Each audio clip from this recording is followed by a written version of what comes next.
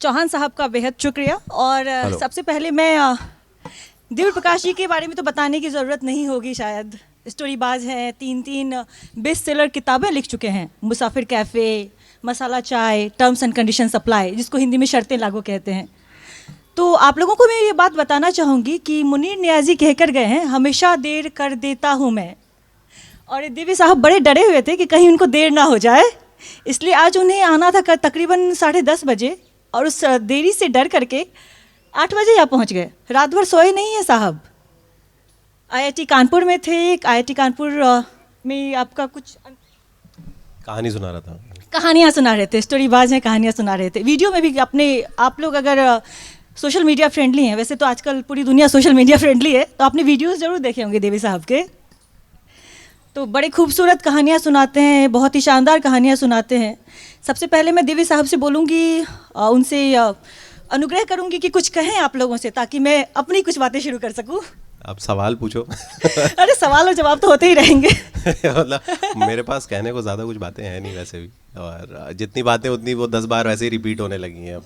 तो सवाल जवाब से ही शुरू करते हैं, तो उसी दौरान फिर बातें करेंगे, क्योंकि बहुत सारे लोग तो मेरे वैसे भी जान पहचान के हैं ऐसे, तो उनको सब पता ही है मेरे बारे में। सारी असलियत पोल पट्टी खुली हुई है इन लोगों के सामने। चलिए आज कुछ नया सुना दीजिए। सेशन का नाम है मेरी कहानी के मुख्तलिफ किरदार। बड़े अलहदा होते हैं इनके किरदार, बड़े अलग से। कभी कोई पांडे जी आ जाते हैं, कभी कहीं से प्रीति आ जाती हैं, कोई ललिता है, कोई पम्मी है, कोई सुधा है और कोई चंदर भी। लेकिन सब पम्मी, सुधा, चंदर बिल्कुल अलग अलग से हैं। तो मैं दिव्य जी से पूछना चाहूँगी कि आप ये कहाँ कहाँ से अपने किरदार ले आते हैं भाई? बड़े लगता है जैसे पड़ोस के हैं, और जब पढ़ो उनके बारे में जानो तो ऐसा लगता है जैसे मैं इनके बारे में कभी जानती ही नहीं थी। मैं इनका ऐसा इनके बारे में कभी जानती ही नहीं थी। उनका जो रहने का तरीका है, एटीट्यूड है, बिल्कुल अलग तरीके का होता है। तो अपनी कहानियाँ कैसे करते हैं, किरदार कैसे करते हैं? तो ये बहुत ही आसान है। जैसे ऐसे ही कि आपके बहुत सारे दोस्त होते हैं, लेकिन सारे दोस्त आपकी सारी बातें नहीं जानते हैं, और कुछ बातें आप कुछ ही लोगों को बताते हो। तो आप जो वाली बातें जो किसी को नहीं बताते हो, मैं बस वो बातें पकड़ लेता हूँ। जो आप बोलते हो ना कान में किसी से कि यार किसी से कहना मत, तो मैं वो बातें पकड़ के ही कहानी खींच देता हूँ। जो मुझे ऐसा लगता है कि ऐसा आप किसी को बता दो, झूठ मूठ ही बता दो, अगर कोई ट्रेन में भी मिले अपने बारे में कि मैं ऐसा था, मैं वैसा था, तो सामने वाला विश्वास कर ही लेता है झूठ पे भी। और कहानियाँ इसी झूठ पे ही बनना शुरू होती हैं। मुझे लगता है कि जब आप ऐसे ही शुरू करते हो फर्जी फर्जी फर्जी, और एकदम से वो चीज़ असली हो जाती है। इसीलिए बहुत ज़रूरी है ना कि हम लोग बहुत सारे एक मौका लगे तो जितने भी झूठ बोल सकते हैं। आप कैरेक्टर को अननेसेसरी सिचुएशन में डालते हो ना, ख़राब से ख़राब, इसके साथ बुरा हो जाए ताकि वो निकले, तभी तो कैरेक्टर निकलता है ना।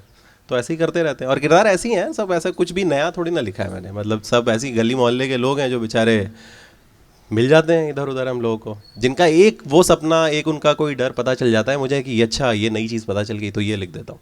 तो वैसे ही ढूंढता रहता हूँ सब में जिनसे भी मिलता हूँ। ऐसी कुछ खास बात नहीं है लेकिन इसमें।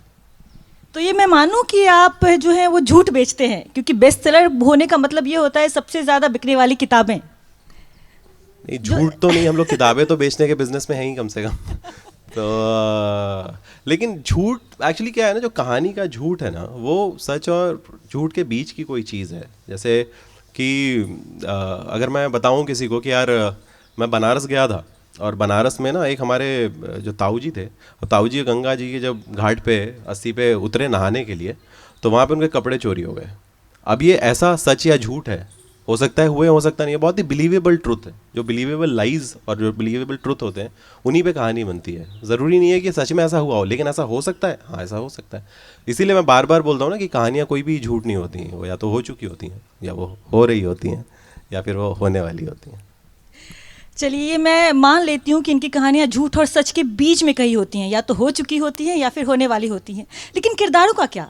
कल इरशाद कामिल साहब को मैं सुन रही थी, उन्होंने बड़ी खूबसूरती से कहा था कि उनकी जो कविताएं होती हैं, उनके जो शेर होते हैं, उसमें जो लड़की होती है, जैसे पटाखा गुड्डी, वो अब तक पैदा ही नहीं हुई।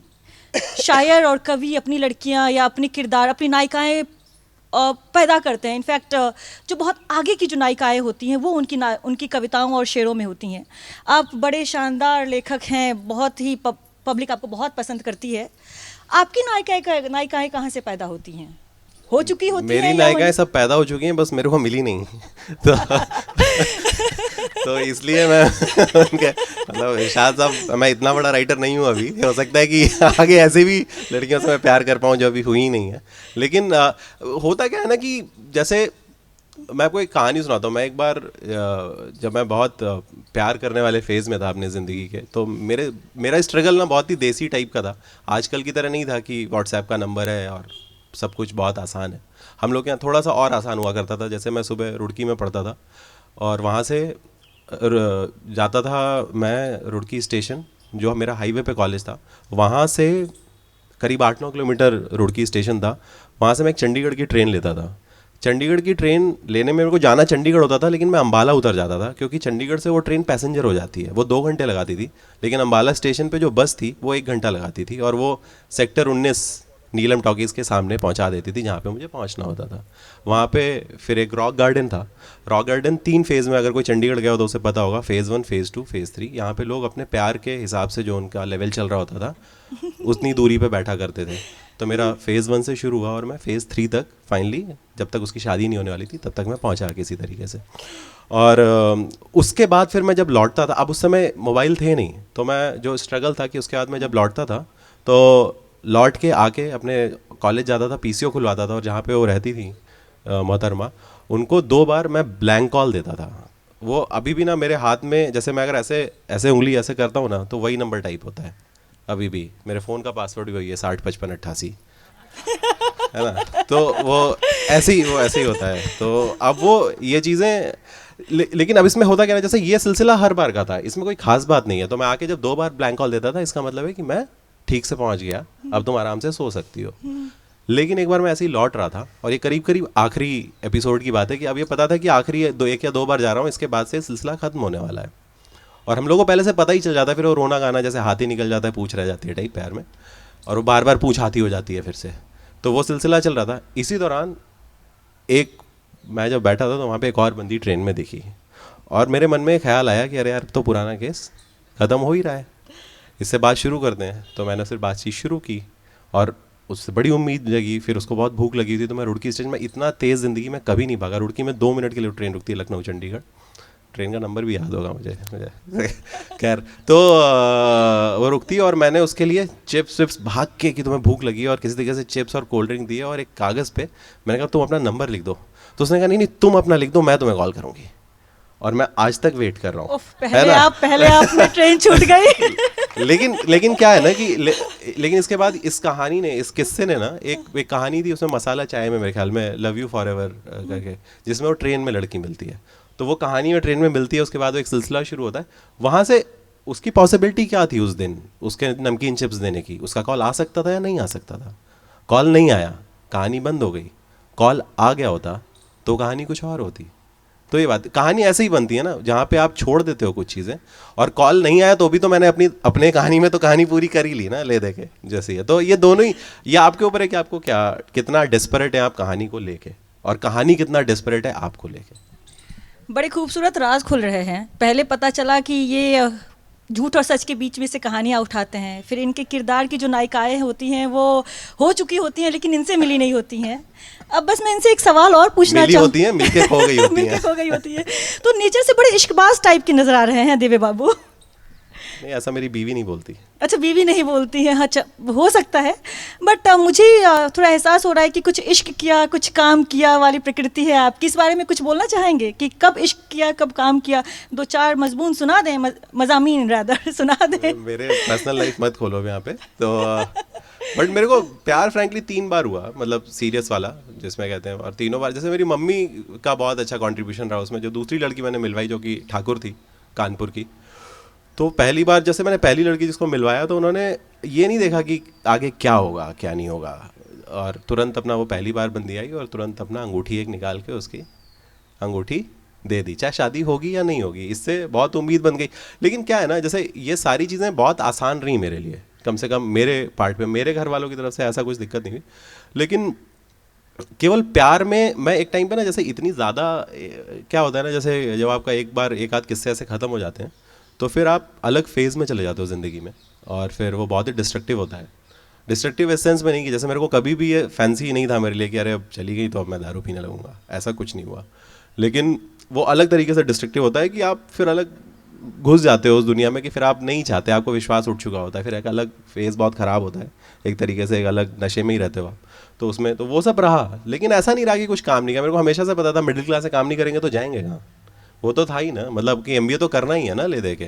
प्यार तो ठीक है वही है ना, जैसे आजकल ये मुझे लगता है मेरे मरने के 150 साल बाद भी ये सवाल पूछा जाएगा कि किताब तो लिखते हो ठीक है, करते क्या हो, मतलब वैसा ये सवाल ऐसे ही चलते रहेंगे ना। ये बड़ा अच्छा कहा इन्होंने, किताब तो लिखते, अच्छा ठीक है किताब लिखते हो लेकिन करते क्या हो। तो ये भी है कि आपने इश्क भी किया और काम भी किया, दो भी बेहतर खूबसूरती से। अच्छा दिव्य बाबू, आप ये मैं एक चीज़ और पूछना चाहूँगी कि आपने कहा कि कोई तकल्लुफ़ कभी हुई नहीं है आपकी ज़िंदगी में प्यार को लेकर के, कभी कोई रोना दगाना नहीं था, तो यही शायद मुझे चंदन नहीं, रोना दगाना नहीं, ऐसा नहीं। देखो अगर कोई भी ना रजाई ओढ़ के रोया नहीं है ना ज़िंदगी में, तो मतलब वेस्ट है, उसको आत्महत्या कर लेनी चाहिए। ऐसे ऐसे कई सारी चीज़ें उसको करें जब, अरे ऐसे मतलब रोए नहीं तो फिर हुआ क्या। और एक चीज़ और मैं रिक्वेस्ट करना चाहूँगा, आप दिव्य बाबू ना बुलाएं प्लीज़ मुझे। ठीक है, मैं इन्हीं से पूछ लेती हूँ, क्या दिव्य प्रकाश जी बुलाऊं, दिव्य जी बुलाऊं या दिव्य बुलाऊं, क्या उचित रहेगा? नहीं कुछ भी आप, मैं ऐसे ही बोल रहा हूँ कि आप कुछ भी बोल ओके ठीक है, मैं दिव्य प्रकाश जी बुला रही क्योंकि हर जो भी है ना, दिव्य प्रकाश के साथ भी कुछ यादें हैं, दिव्य के साथ भी कुछ यादें हैं, डीपीडी के साथ। भाई मतलब इनके नाम के एक्रोनिम्स में भी यादें जुड़ी हुई हैं। अच्छा है। तो मुझे ये लग रहा है कि आपने अपना थोड़ा सा अंश निकाल करके चंदर में घोल दिया है। आप चंदर के बारे में कुछ बात करना चाहेंगे क्या? वैसे मैं आप लोगों से बता दूं, आप, मुझे पता है कि आप लोगों में से अधिकांश लोगों ने मुसाफिर कैफ़े पढ़ी होगी। मुसाफिर कैफ़े का नायक है चंदर हमारा, और चंदर से आपको कुछ और भी याद आ रहा होगा, बड़ी बहुत बिकने वाली दूसरी जो बहुत ही शानदार किताब जो बहुत ज़्यादा बिकती है, गुनाहों का देवता, उसके भी नायक का नाम चंदर था। मुसाफिर कैफ़े और गुनाहों का देवता दोनों ही बेस्ट सेलर किताबें हैं। तो चंदर के बारे में दिव्य जी ने चंदर को कैसे गढ़ा, क्या खुद को गढ़ दिया चंदर के रूप में? नहीं, चंदर एक्चुअली हम लोग के सारे लोगों की ना एक फैंटेसी लाइफ होती है कि हम लोग सारे लोग कहीं ना चाहते हैं कि हम ये जो शहर की भीड़ भाड़ है इसको छोड़ के हम लोग पहाड़ पे चले जाएं और वहाँ पे जाके एक कैफ़े खोल लें और आराम से दिन भर पराठा खाएं और चाय पिएं और लोगों से फ़िलासफ़िकल बातें करें।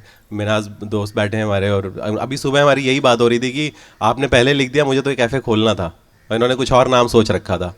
तो हम सब लोग एक फैंटेसी में जीते हैं ना, हम लोग दो ज़िंदगियाँ जीते हैं ना, एक जो हम जी रहे हैं जो हमारा रियलिटी है और एक जो हम जीना चाहते हैं जो डेली, और वो ज़िंदगी वो होती है जो हमें रोज़ सोने से पहले, जिस ज़िंदगी का हमें ख्याल आता है जस्ट सोने से पहले 1 मिनट पहले, वो ज़िंदगी हम सब जीना चाहते हैं। तो चंदर उसको रिप्रेजेंट करता है मेरे लिए, मतलब मेरे लिए वो फैंटेसी एक तरीके से, जैसे हालांकि थोड़ा सा एंटी फेमिनिस्ट बात है, बट मेरे दिमाग में ये था कि यार कि 2 लड़कियाँ हो ज़िंदगी में और दोनों बहुत ही स्ट्रांग हो, और मेरे को ना जैसे इस तरीके के हीरो नहीं पसंद है जो एंड में आके कुछ कर देते हैं, जैसे सलमान खान टाइप हो गए या कुछ कर। मेरे को लगता है हीरो ना एस्केपिस्ट होना चाहिए, वो भाग जाए, वो कुछ ना करे, मतलब बिल्कुल ऐसा हो जैसे कि हम सही में हैं। बहुत सारी सिचुएशन हम लोग भाग ही तो जाते हैं ना यार, रोड पे कितने लोग मरते रहते हैं, हम लोग निकल ही जाते हैं ना, हम लोग वही तो हैं, हम लोग असली में वही हैं। वो जो रुकते हैं वो असली, मतलब सोसाइटी के भी हीरो हैं और बट फिल्मों में बहुत फिल्मी है। तो मेरे को लगता था यार जो मेरा हीरो होगा ना वो बिल्कुल मेरे जैसा होगा। कहीं ना कहीं चंदर एक एक्सटेंशन तो है ही मेरा, मतलब मेरी ज़िंदगी का। अगर भगवान न करे कोई कैफ़े ऐसे खोले तो मैं एक आध कमरे ज़रूर मांग लूँगा कॉपीराइट के उस पर, लेकिन कहीं ना कहीं मेरे दिमाग में तो है ही चीज़ें हैं कि ऐसी हो, मतलब हम सब लोग चाहते हैं, मुझे लगता है कि इसमें कोई बुरी बात नहीं है, मतलब हर कोई सुधा और पम्मी दोनों चाहता है। मुझे लगता है कोई झूठ ही बोल रहा होगा, इतना प्यार तो किसी को भी नहीं होता कि एक में निपट जाए उसका प्यार। यानी प्यार का जो कोटा है इनका काफ़ी लंबा चौड़ा है। एक में मैं आई थिंक, हाँ मतलब वो प्यार की तरीके से नहीं बोलेंगे, एक्चुअली प्यार बहुत ओवर अब्यूज्ड वर्ड है उसमें, लेकिन कहीं ना जैसे आप बहुत सारी बातें, चाहे कितनी भी आप आपकी वाइफ के क्लोज हो या किसी आपकी जो गर्लफ्रेंड है उसके भी क्लोज हो, बट आप उसको भी सारी बातें नहीं बता पाते। कुछ चीज़ें हम लोग के साथ ही ऐसे ही जल जाएंगी या दफन हो जाएंगी, वैसा ही है। मैं उम्मीद कर रही हूँ कि जो इनकी वाइफ हैं मिसेस दिव्य प्रकाश हैं, वो ये वीडियो लाइव ना देख रही हो, कहीं घर जाने पर इनका स्वागत अच्छे से ना हो जाए। नहीं, मेरा घर जाने पे एक ही तरीके से स्वागत होता है, एक झोला पड़ा होता है और उसमें एक लिस्ट पड़ी होती है कि ये सामान लाने हैं, वो राइटर आप होगे सो होगे, वो हमेशा। और मेरे को लगता है ना ये बहुत अच्छी बात है मेरे घर पे, इसीलिए चीज़ें बैलेंस रहती हैं, क्योंकि कोई और नहीं है कि अरे अच्छा ये कुछ करके आ रहे हो, ऐसा कुछ नहीं। वो लगता है कि 2 दिन कहाँ थे भाई, मतलब ये घर पे पेंडिंग है इतनी सारी चीज़ें, बहुत नॉर्मल ऐसा कुछ भी वो नहीं है उस तरीके का। नहीं, इसको हम नॉर्मल नहीं कहेंगे, थोड़ा सा अब नॉर्मल ही कहेंगे, क्योंकि नॉर्मली पतियों के मतलब मैं बहुत सारे पति होंगे यहाँ पे बैठे हुए, आप बताइए कि आपकी ज़िंदगी इनसे मिलती जुलती है? ये आपने थोड़ी अब नॉर्मल बात कही, मैं नहीं मानूंगी इसको नहीं नॉर्मल। देखिए क्या है ना, मिलती जुलती अगर होगी भी तो कोई बताएगा नहीं, वैसे ही है।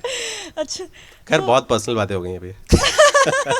तो मैं ये कहूंगी कि चंदर जो है वो दिव्य प्रकाश जी का नहीं एक्सटेंशन। देव नहीं, हम सबका ही एक्सटेंशन है मेरे को लगता है, extension क्योंकि है, कहीं ना जी, कहीं जी, जैसे जी। जब मेरे को लोग बताते हैं, अभी एक लड़के ने मेरे को बहुत ही खुशी हुई, मेरे एक दोस्त ने मुसाफिर द ट्रैवलर कैफे करके खोला है सर, और वहाँ पे वैसे ही जैसे किताब में, तो मैंने तो कहा यार एक कमरा अब हो गया मेरा इसमें, मतलब बनता है। लेकिन मुझे खुशी हुई कि कम से कम कैफ़े खोलने का उसका बचपन से आइडिया था, लेकिन कहीं ना कहीं एक जैसे ना मैं एक पूरा थॉट जो किताब के साथ में काम कर रहा था। हम लखनऊ के बहुत बड़े शायर हैं मजाज साहब, तो मजाज साहब की एक लाइन है कि ज़माने से आगे तो बढ़िए मजाज, ज़माने से आगे तो बढ़िए मजाज, ज़माने को आगे बढ़ाना भी है।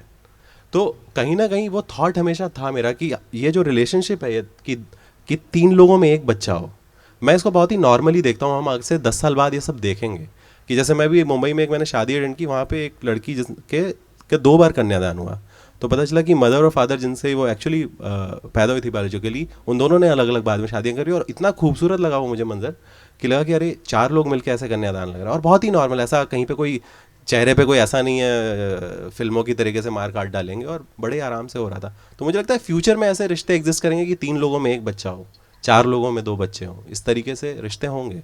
तो वो आगे मुझे दीवार के उस पार थोड़ा कभी कभी दिखता है, तो ये ऐसा ही है। बड़ी फ्यूचरिस्टिक राइटिंग है, मैं बहुत अप्रिशिएट करना चाहूंगी। नहीं, इरशाद साहब को तो वो लड़कियां भी दिख रही हैं जब जो पैदा नहीं हुई, तो मैं तो थोड़े 10-15 साल भी ना देखे अब हिंदी का लेखक बेचारा। बिल्कुल, ज़माने को आगे बढ़ाना भी है। बेहद खूबसूरत पंक्तियां हैं मजाज साहब की। मैं आपसे एक सवाल पूछना चाहूँगी, अभी आपने तुरंत कहा कि मैंने थोड़ा एंटी फेमिनिस्ट बनाया है चंदर को। नहीं मेरे देखो, एक मिनट पहले मैं आपको एक चीज़ बता दूं, मेरे किसी भी कैरेक्टर को ये नहीं पता होता कि वो किसी हिंदी किताब का कैरेक्टर है। जैसे ना बहुत सारी जो मैगजीन आती है हिंदी में, उन किताबों में दिक्कत क्या होती है कि कोई लड़की है 25 साल की जो कॉल सेंटर में काम करती है, लेकिन उसकी भाषा ऐसी जैसे उसने हिंदी में बीए या एमए हिंदी में किया हो, वो वैसे ही बोलती है। दिक्कत वहाँ फंसती है। तो मेरे कैरेक्टर को ये नहीं पता कि ये फेमिनिस्ट है कि एंटी, ये कोई भी मुझे भी नहीं पता सही से, क्योंकि अभी तक तो रोज़ डिफाइन ही होता रहता है फेसबुक पे। तो ये वो मुझे, लेकिन ऐसा कुछ ये कोई थॉट नहीं था एक्चुअली। ये सब थॉट वॉट ना बहुत फ्रॉड बातें हैं कि आप थॉट पे जब कहानी बनाते हो ना, जैसे मैं एक फिराक साहब की किताब है गुफ्तगू करके, उसमें उनके इंटरव्यू है, तो कहते हैं कि जैसे मीर तकी मीर, गालिब, शेक्सपियर, ये लोग कोई ऐसा थोड़ी नहीं था कि लेफ्टिस्ट थे या राइटिस्ट थे, अपनी आइडियोलॉजी से कुछ भी नहीं था ना। एक कोई बीच में चीज़ एग्जिस्ट करती है ना, जो आपके लिए कभी सही होती है, आपके लिए कभी गलत होती है, वैसा है। ये अच्छा है कि आप सिचुएशन के अकॉर्डिंग खुद को ढाल लेना। मैं ऐसे ही इसको जस्टिफाई या डिफाइन करना हाँ, चाहूँगी। मतलब जो आपको जब सही लग रहा है उसको अगर आप ऐसे डूज एंड डोंट्स बना देंगे ना, तो मेरा एक जैसे बहुत साल तक मेरा एक कोट हुआ करता था, उसमें हर मेल में मैं नीचे नहीं सिग्नेचर आदमी बना देता है कि if you obey all the rules you miss all the fun. तो अगर ऐसे डूज एंड डोंट्स चाहे फेमिनिज्म के बना दें या एंटी फेमिनिज्म के, वो दोनों ही चीज़ें गलत हैं। आपको कभी ना कभी दोनों को लाइन क्रॉस करना ही पड़ेगा। नोट कर लीजिए आप लोग, अगर मज़े लेने हैं तो ज़िंदगी में रूल ब्रेक करना चाहिए। मैं नहीं कह रही हूँ, देव प्रकाश दुबे कह रहे हैं। ये पॉइंट नोट करने वाला है। जिम्मेदारी उनकी है भैया। ये तो वैसे भी जो वैसे तो टीवी पे भी डिस्क्लेमर आता है ना, सिगरेट पीने से पहले आपके हिलता है, आप देखिए, वैसे ही है ये। जो भी बोल रहा हूँ भाई, कोई घर पे अप्लाई ना करे। टर्म्स एंड कंडीशंस अप्लाई, शर्तें लागू हैं। हाँ। इनकी सारे कथनों के पीछे। अच्छा, तो मैं, आपने कहा कि आप ठीक है, आपने ये सोचा नहीं था कि अब चंदर कैसा होगा, एंटी फेमिनिस्ट होगा या फेमिनिस्ट होगा, शॉविनिस्ट होगा, कुछ भी नहीं आपने सोचा, बस चंदर जैसा था वो हो गया। लेकिन पम्मी तो बहुत फेमिनिस्ट टाइप है। उसको उसने सही में सारी ज़िंदगी में जितने भी नियम कानून हैं सबको उसने खूब जोर का टिक लगाया है, अपनी ज़िंदगी अपने तरीके से जीती है। पम्मी को क्या सोचकर आपने गढ़ा था? मैंने आपका एक आपका कहीं कुछ फेसबुक पर, मैं आपको बहुत ज़्यादा फॉलो करती हूँ फेसबुक पर, आपकी फ़ैन हूँ, नंबर 1 फ़ैन मान सकते हैं आप मुझे। Thank you. हाँ, तो मैं फॉलो करती हूँ आपको। मैंने पढ़ा था कि आपने जब अचानक मज़े मज़े में पम्मी, सुधा, चंदर अपने किरदारों का नाम बदल दिया था। हाँ, तो अच्छा, तो उसकी असली कहानी ये है। असल बात, अब मैं जो भी चीज़ बोलूँगा ना कि असली कहानी है, वो उस पर भरोसा करने लायक नहीं है। तो हुआ ये था कि मैं 60% किताब हो गई थी, आगे अटक गई किताब, समझ नहीं आ रहा था कि क्या कहाँ जाएगी। तो हुआ क्या कि 4-5 दिन की छुट्टी थी 26 जनवरी की, और मैंने कंट्रोल F करके उसमें, अब चूँकि कंट्रोल F सबको पता है कि कंट्रोल F करके वो आ जाता है, इससे नाम चेंज हो जाते हैं। तो जो 3 कैरेक्टर थे कहानी के, वो इनके नाम सुधा चंदर पम्मी नहीं थे, वो मैंने चेंज कर दिए सुधा चंदर पम्मी। उसके बाद 2.5-3 दिन में किताब खत्म हो गई, ऐसे जादू की तरह। मतलब ऐसे कोई भूत यहाँ पे बैठ गया हो और ऐसे कहते हो लिखो बेटा, और ऐसे 2.5-3 दिन में, और मैं इतना हाई था कि मैंने अपने भाई को मना किया, मैं तब अकेले हुआ करता था घर पे उस समय, और मैंने कहा कि आप बताओ, मेरे को पहला नॉवल मैंने पहला ड्राफ्ट ख़त्म कर लिया, इससे बड़ा हाई क्या होगा, और मैं अकेले ही उस दिन बोतल खोल के अपना बैठ के कि यार ये तो बहुत बड़ी चीज़ हो गई है। लेकिन वो अब वो उसमें सुधा चंद्र पम्मी का कितना क्रेडिट है या मेरे ऊपर वो हैंगओवर था कि नहीं था, क्योंकि मैंने गुनाहों का देवता पहली बार उस अभी से करीब 15 साल पहले पढ़ी थी या 17 साल पहले पढ़ी थी, और उस समय वो एक किस्सा भी है कि जब पढ़ी थी तो ट्रेन में था, और ट्रेन में स्लीपर में था मैं, या जनरल में होऊंगा मैं भी, किताब ख़त्म हुई और सामने आपके चारों तरफ घिरे हुए लोग बैठे हैं और आपको रोना है। तो गुनाहों का देवता पढ़ के आदमी के साथ क्या होता है ना कि एक हम लोग के जो पूर्वांचल में एक टर्म चलता है भकवाना, भकवाना का सिंपल टर्म वो एक्सप्लेनेशन ये है कि अगर आप किसी को 15-20 झापड़ मार दो और बोलो कि तुम्हें रोना नहीं है तो वो हालत हो जाती है। तो मेरी बेचैनी में जाके मैं वही टॉयलेट में 20-25 मिनट रोया, तो वो एक उधार था धर्मवीर भारती साहब का जो थोड़ा बहुत चुकाने की कोशिश की, लेकिन कहानी से कोई रिश्ता नहीं है उसका, मतलब उसमें वो हो गया बस जादू की तरह, वो कुछ चीज़ें हो जाती हैं। और जबकि मुझे ये भी पता था, एक चीज़ और मैं बता दूँ इसमें फैक्ट, कि जो भी चीज़ गुनाहों के देवता के नाम पे हुई है उसके जब से वो किताब आई थी वो सारी चीज़ें फेल हुई हैं, वो फिल्म चाहे सीरियल सब कुछ भी नहीं चला। ये बात मेरे को पहले से पता थी, लेकिन फिर भी आप कभी कभी ब्लाइंड खेल जाते हो, चल जाता है वैसा। तो धर्मवीर भारती के भूत ने इनके सर पर बैठकर वो किताब लिखवाई और जो उनके पीछे जिंक्स था उसको क्लियर करवाया। इसके बाद इनकी किताब बेस्ट सेलर, आई थिंक अभी नई वाली हिंदी में आपकी किताब जो सबसे दिल्ली में एक्चुअली बेस्ट सेलर मत बोला करो, बहुत लोग नहीं मानते ये सब। तो यहाँ पे दिक्कत है थोड़ी सी, लेकिन ठीक है, अब मैं भी नहीं मानता कि ये लोग भी एग्जिस्ट करते हैं, तो ठीक है। नहीं चलिए ठीक है, ये मैंने मान मेरे लिया। लिए मैं उनके लिए मैं भूत हूँ, मेरे लिए वो भूत है, ऐसा है। अच्छा, आप कभी अपनी ज़िंदगी में पम्मी जैसी किसी लड़की से मिले हैं? बहुत स्ट्रांग है भाई, बहुत मुश्किल होता है ऐसी किसी लड़की को ढूंढना जो कि शादी वादी सबको बाय बाय बोले। और इनफैक्ट नीना गुप्ता जो है आप जानते होंगे, उन्होंने शादी से पहले उनका बच्चा हुआ, उनकी बेटी हुई थी, और बिल्कुल वैसे ही आपकी पम्मी का भी एक बच्चा होता है। तो भारतीय समाज में जो आप चीज़ पूछ रहे हैं इसी को रिसर्च करना कहते हैं। तो वो रिसर्च करते हैं हम लोग, नहीं कि कैसे कैरेक्टर कैसे डिफाइन हो रहे हैं, वो कहीं ना कहीं था, मतलब ऐसे लोगों से मैं जानता था, मिला था। अब वो ऑब्वियसली मैं उनका नाम कोट नहीं कर सकता डायरेक्टली कि किससे मैंने क्या पिक किया, लेकिन ऐसे मैं बहुत लोगों को जानता था, ऐसी बहुत सारी लड़कियों को मैं जानता था कि जो नहीं करेंगी शादी, जिनको विश्वास नहीं है शादी में। और मुझे बड़ा अच्छा लगता था कि चलो भगवान में विश्वास हो ना हो, कम से कम शादी में तो विश्वास नहीं है। वो एक चीज़, किसी चीज़ में एक कमिटमेंट तो है कभी, मतलब कुछ एक ऐसा है उसमें।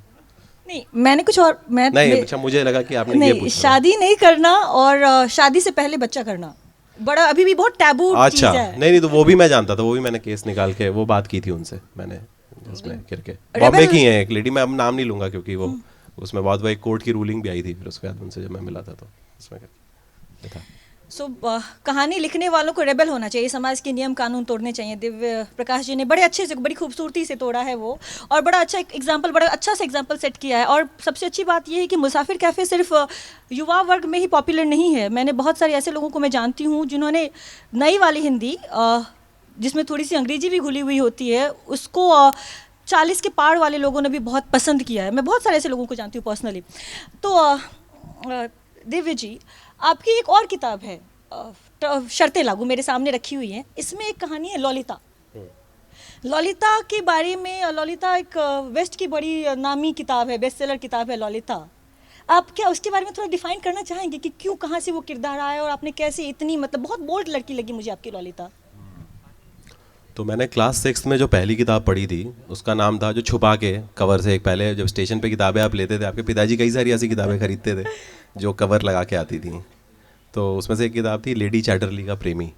तो उसी में लेडी चैटरली का प्रेमी के बैक पेज पे लोलिता करके किताब का ऐड हुआ करता था उस समय जो मिलती थी। तो मैंने वो किताब बचपन में जब पढ़ी, वो पढ़ के ना मेरे को समाव ये लगा कि जैसे हमारे बहुत सारे आसपास ऐसी लड़कियां होती हैं ना कॉलेज में, जो थोड़ा लाउड माउथ होती हैं, जो थोड़ा ज़्यादा बोल लेती हैं, तो उनको मान लेते हैं, अरे यार ये तो इसका तो चक्कर चल रहा होगा ना किसी से, ये तो 4 लोगों से चक्कर चल रहा होगा इसका। और मुझे बड़ा फ्रॉड लगता था ये पूरा का पूरा, ये जो पूरा थियरी है ना, ये बड़ी फ्रॉड लगती है मुझे। लगता है सब कहानियाँ बनाते हैं इस पर अलग अलग। तो उस कैरेक्टर को थोड़ा मैग्नीफाइंग ग्लास से देखने के लिए कि पकड़े हम, और ऐसा नहीं कि जिन 4 लड़कियों के बारे में ऐसा बोला जा रहा है वो हमेशा झूठी हो, ऐसा सच भी हो सकता है। लेकिन मुझे लगता था कि नहीं, मेरे को वो लड़की पकड़नी जिसके बारे में केवल कहानियाँ, कुछ भी सच नहीं है। तो उसकी सच कहानी क्या है वो पकड़ना चाहता था मैं उसमें, ऐसा कुछ, इसीलिए उस कहानी को वैसे पकड़ा। नाम केवल वो है, मार्केटिंग स्टेटमेंट है उसका, मतलब वैसा। अच्छा, तो ये मानो कि उस लड़की से या तो आप मिल चुके थे या मिलने वाले थे, या फिर वो बीच में कहानी हो गई? अरे भाई मैं अब कितनी लड़कियों से मिल चुका है, मिलने वाला वो सवाल नहीं है उसका, वो तो फिर अलग कहानी चली जाएगी उसमें, फिर वो वैसा है। बात आपके किरदारों की हो रही है। हाँ, आपके किरदार किरदारों के बारे में नहीं, तफ्तीश लेकिन आप करनी है। मिल चुके हो वो इम्पोर्टेंट नहीं है ना। कई बार आप बिना मिले भी कई सारी चीज़ें कर लेते हैं पूरी, मतलब उसमें मेरे को लगता है मिल गए तो और भी बढ़िया है, अगर आप जानते हैं उनको तो। और जानना वैसे भी, जो कैरेक्टर को आप जानते नहीं उसको आप लिखोगे कैसे? आप जब तक कम से कम उसके सपने आपको पता होने चाहिए कि क्या आपका कैरेक्टर सपना देख रहा है, ऐसा करके। पूरी तरह से सहमत हूँ। अच्छा, आपकी इसी बात से मुझे याद आया कि वैसे मैं पहले भी बता चुकी हूँ आपको कि मैं आपको फेसबुक पर बहुत ज़्यादा फॉलो करती हूँ। आपने रिसेंटली एक कविता लिखी थी, बड़ी अच्छी कविता थी कि तुम अपने बाल खुले मत रखना। भाई कोई लड़की अपने बाल खुले क्यों ना रखे, थोड़ा बताएंगे? कविता भी सुना दियो तो हमारे दर्शकों को बहुत अच्छा लगेगा। एक मिनट मैं ढूंढता हूँ पोएम। ये कविता ऐसे ही लिखी थी, मतलब मेरे को कविता एक्चुअली, मैं बहुत ही जश्न अदब में तो कम से कम कविता सुनाने लायक नहीं हूँ मैं तो, लेकिन फिर भी 4-6 लाइन की है तो मैं सुना देता हूँ कि खुले बालों में तुम मुझको सुनो अच्छी नहीं लगती, खुले बालों में तुम मुझको सुनो अच्छी नहीं लगती, मगर इसमें तुम्हारी भी कोई गलती नहीं लगती, मगर इसमें तुम्हारी भी कोई गलती नहीं लगती है लहजे में तुम्हारे मासूमियत छोटे बच्चे सी, मगर बातों से तुम मुझको कोई बच्ची नहीं लगती, है लहजे में तुम्हारे मासूमियत छोटे बच्चे सी, मगर बातों से तुम मुझको कोई बच्ची नहीं लगती, तुम्हारे साथ ढूंढे हैं शहर गलियों में खो करके, तुम्हारे बाद अब कोई गली अच्छी नहीं लगती, बड़ी मुश्किल से भूले हैं हमारे घाव लिख लिख कर, तुम्हारी आँख भी हंसते हुए अच्छी नहीं लगती, सॉरी। सुना है एक मुसाफिर ने कहीं पर घर बनाया था, खबर अच्छी है लेकिन यार कुछ पक्की नहीं लगती, खुले बालों में तुम मुझको सुनो अच्छी नहीं लगती।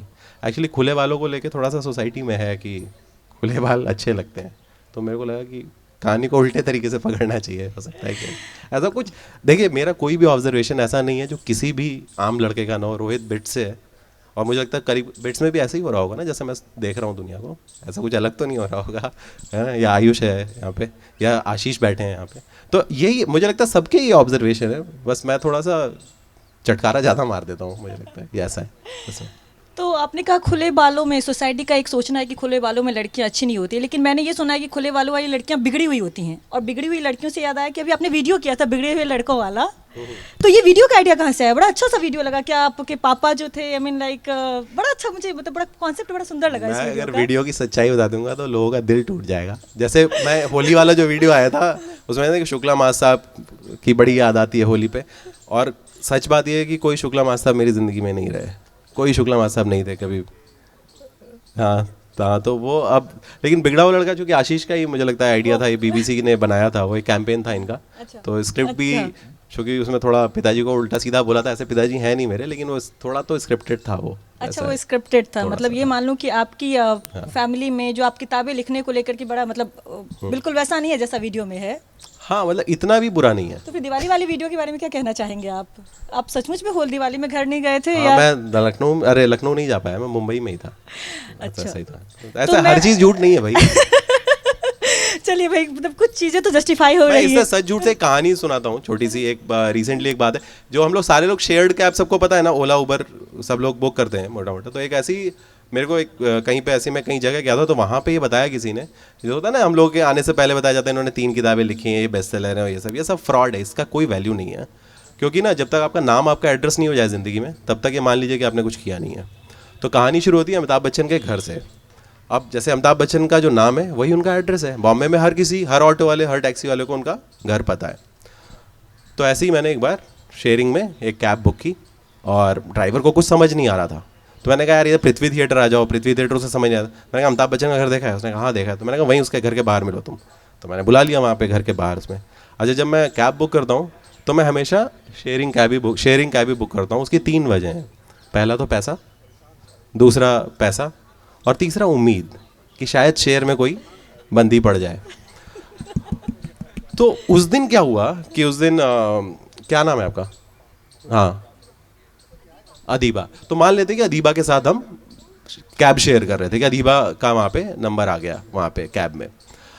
अब मैं तो स्टाइल मार रहा हूँ, अमिताभ बच्चन के घर बाहर खड़ा हुआ हूँ। तो मैं जब जैसे ही वो ड्राइवर आया तो पीछे अदीबा बैठी हुई थी और मैंने कहा कि मैंने तो शेयर बुक नहीं किया था, गलती से ये क्या। तो अदीबा ने बोला कि नहीं कोई बात नहीं, हो सकता है गलती से आपसे शेयर का बटन दब गया हो, कोई बात नहीं, आपको पास ही जाना, मुझे भी ज़्यादा दूर नहीं जाना, तो आप बैठ जाओ। तो मैं अपना बैठ गया और उसके बाद मैंने अपना फ़ोन साइलेंट किया और फ़ोन साइलेंट करके मैं किसी ऐसी, मान लो आशीष चौधरी को फ़ोन मिला के ऐसे मैं झूठ मूठ बता रहा हूँ कि यार अमित जी को बहुत पसंद आई स्क्रिप्ट और एक दो जगह उन्होंने बोला है कि ये चेंज कर देना। तो मैंने कहा कि अमित जी देखिए, आप बहुत बड़े आदमी हैं और मैं आपकी बहुत इज्जत करता हूँ, लेकिन स्क्रिप्ट में चेंज नहीं होगा। ये जैसी लिखी है ये वैसे ही होगी।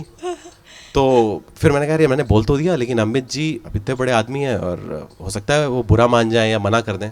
तो अमित जी ने 1-2 मिनट तक सोचा और कहा कि भाई बरखुरदार, मैं तो ये मानता हूँ कि लेखक फिल्म का पहला हीरो होता है। इनफैक्ट मेरे पिताजी यही बात किया करते थे और वो तो हमेशा बोलते ही थे, मन का हो तो अच्छा, मन का ना हो तो बहुत अच्छा। तो मैंने कहा ये बोल तो दिया और अमित जी ने यार बड़ा मान लिया और उन्होंने बोला कि यार तो लेखक है। अब मुझे लगा कि मैंने ठीक ठाक फेंक दी है, फ़ोन तो कहीं मिलाया नहीं था। फिर मैंने अदीबा की तरफ बड़ी उम्मीद से देखा और अदीबा ने बड़ी उम्मीद से मेरी तरफ देख के पूछा, तो आप राइटर हैं? तो मैंने कहा हाँ थोड़ा बहुत लिख लेते हैं, लेकिन हिंदी किताबें पढ़ता कौन है आजकल। तो कहते नहीं आप मेरे को किताब का लिंक भेज देंगे। तो मैं बड़ा ही खुश, मैंने कहा तो नंबर भी नहीं मांगना पड़ा, तो अपने आप ही काम हो गया यहाँ। तो मैंने खैर किताब का लिंक अमेज़ॉन का भेजा और उसके बाद उसमें लिखा हैप्पी रीडिंग। इसके बाद अदीबा का स्टॉप आ गया, वो उतर गई।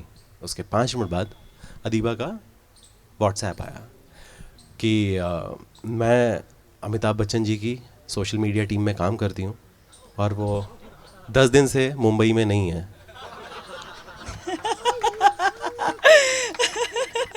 और अगर मुझे किताब अच्छी लगेगी तो मैं ज़रूर उन तक आपकी किताब पहुंचा दूंगी और मैं हिंदी किताबें पढ़ती हूँ। और एक चीज़ और, आखिरी चीज़ अदीबा, उन्होंने कहा कि आज मैंने गलती से शेयर वाली कैब बुक कर ली थी। तो अब ये कहने को सच है, कहानी हो सकता है अदीबा ना हो, कोई नेहा हो सकता है कोई और हो, लेकिन कहानी तो सच है ना। टिप्स मिल गए आपको क्या? ऐसा करना है लेकिन ऐसा नहीं भी करना है, कभी कभी लक लगता है, कभी कभी नहीं लगता है। ऐसा ना हो कि दिन भर शेयरिंग में आदमी घूमता रहे फिर लिखने का टाइम ही ना मिले। अच्छा, शायद वक्त घंटा टिकटिकी बज गई। अमिताभ बच्चन का नाम लिया तो मैं टिकटिकी ही बोलूँगी। टिकटिकी बज गई है, समय पूरा हो गया है, दूसरा सेशन शुरू होने वाला है। लेकिन दिव्य प्रकाश जी बहुत एंटरटेनिंग हैं, जितने अच्छे लेखक हैं उतना ही अच्छा बोलते भी हैं। बहुत बेहद शुक्रिया आपका। बहुत बहुत धन्यवाद, बहुत बहुत धन्यवाद रंजीत जी बुलाने का और यहाँ पे और इतनी सुबह सुबह बुलाने का, मैं 2 बजे तक वहाँ पे, ठीक है। और बहुत बहुत धन्यवाद आप लोग। संडे को कम से कम मुझे लगा था कि अनु के चक्कर में बहुत लोग आ जाएंगे और मेरे चक्कर में कुछ लोग 2-4 लोग आए, तो और भी अच्छा है कि अनु को, क्योंकि अनु बिल्कुल भी बहुत नेता है, बहुत बढ़िया है। आपको पता है, आप लोगों को पता है कि नहीं पता है। तो मुझे लगा था बड़े मुश्किल से, और उन्होंने पेपर भी मैं कितना बोलता रहा, उन्होंने आउट नहीं किया अनफॉर्चुनेटली। तो बहुत बहुत धन्यवाद संडे को सुबह आने के लिए और सुनने के लिए। बहुत बहुत मौका लगे तो किताब पढ़िए।